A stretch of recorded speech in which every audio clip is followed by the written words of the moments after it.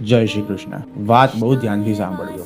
મહાપ્રભુજી જે વેદોને સૃષ્ટિનો આધાર માને છે એ 4 વેદ એટલે ઋગ્વેદ, સામવેદ, યજુર્વેદ અને અથર્વવેદ. આ દરેક વેદમાં જીવન સુંદર અને વ્યવસ્થિત જીવવા માટે સૂત્રો, કળાઓ, નિદાન, વિજ્ઞાન અને માર્ગદર્શન આપેલા છે. અથર્વવેદ જેમાં બીમારીઓ અને તેના ઈલાજ, મંત્રો અને તેના પ્રભાવો, જ્યોતિષશાસ્ત્ર, સાંસ્કૃતિક જ્ઞાન અને સામાજિક જરૂરિયાતો તથા કલા શિક્ષણ આપેલું છે.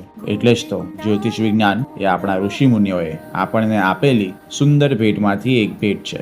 સમયની સાથે વિવિધ કલાઓમાં રિસર્ચ થયા અને જ્યોતિષ વિદ્યામાં પણ થયા. રાજા પોતાની સાથે રાજવૈદ્યની જેમ રાજ જ્યોતિષ પણ રાખતા હતા. તેમનું કામ રાજાને દરેક નાની મોટી વાતમાં માર્ગદર્શન અને સામાજિક, આર્થિક, માનસિક તથા શારીરિક વિકારોથી દૂર રાખવાનું રહેતું હતું. જ્યોતિષ વિશારદને પણ પોતાનું ગુજરાન ચલાવવા માટે યોગ્ય વળતરની જરૂર હોવી એ સ્વાભાવિક છે, જેથી આ સુંદર જ્ઞાન તે આગળની પેઢીને આપી શકે અને આવતી પેઢી પણ આ જ્ઞાનને ગ્રહણ કરવામાં રુચિ ધરાવે, જેથી સમાજનું કલ્યાણ થઈ શકે. આવતા ભાગમાં આપણે જાણીશું એક સાચા જ્યોતિષ શાસ્ત્રીમાં શું ગુણો હોવા જોઈએ. આ સાથે જ યમુનાજીના સાનિધ્યમાં હસ્તરેખા, જન્માક્ષર અને ફોટો દ્વારા જીવનની કોઈ પણ સમસ્યાના કાયમી સમાધાન માટે આજે જ વ્યાસજી મહારાજને સંપર્ક કરો. સર્વ વૈષ્ણવને જય શ્રી કૃષ્ણ.